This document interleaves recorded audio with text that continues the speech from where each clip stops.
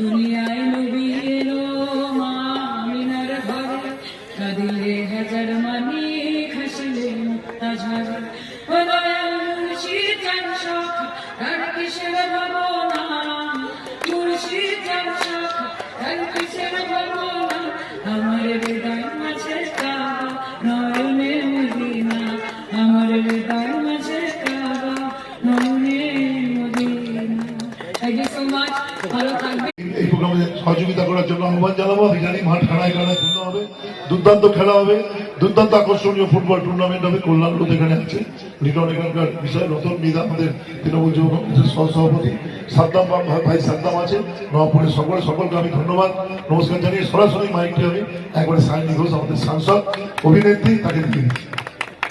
অনেক ধন্যবাদ তাপসদাকে। এবং আমার তো মনে হয় যে লোকসভা কেন্দ্রে আমি যত থাকি ইকুয়াল অ্যামাউন্ট আমি তাপসদা বিধানসভাতে প্রোগ্রাম করি, কাজে সেটা শুধুমাত্র কোন রকমের ফর্মালিটি নয়, সেটা তাপসদা এবং আপনাদের যিনি বিধায়ক তার সঙ্গে আমার একটি আত্মিক সম্পর্ক, একটি যোগাযোগ আছে বলে আমি মনে করি এবং ওনাকে আমি খুবই শ্রদ্ধা করি এবং ভালোবাসি। আমি ধন্যবাদ জানাচ্ছি।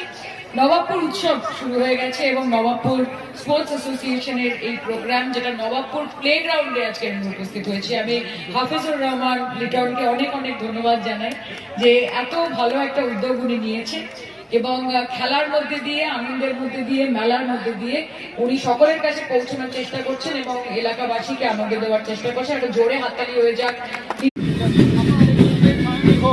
তিনি উদ্বোধন করলেন নবাবপুর উৎসব 2025-এর বিশেষ মেগা ফুটবল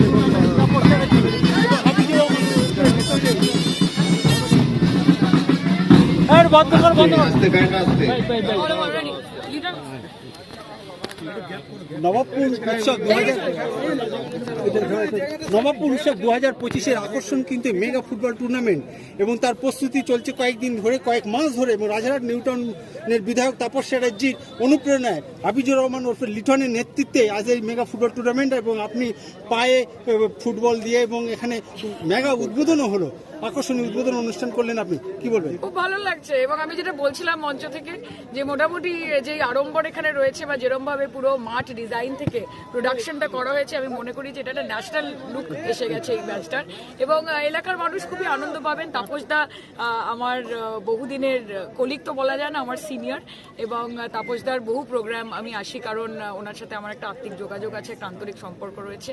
এবং আজকে হাফিজুর রহমান লিটনের এই প্রোগ্রামে এসে সত্যি আমি খুবই আনন্দিত। আপনারা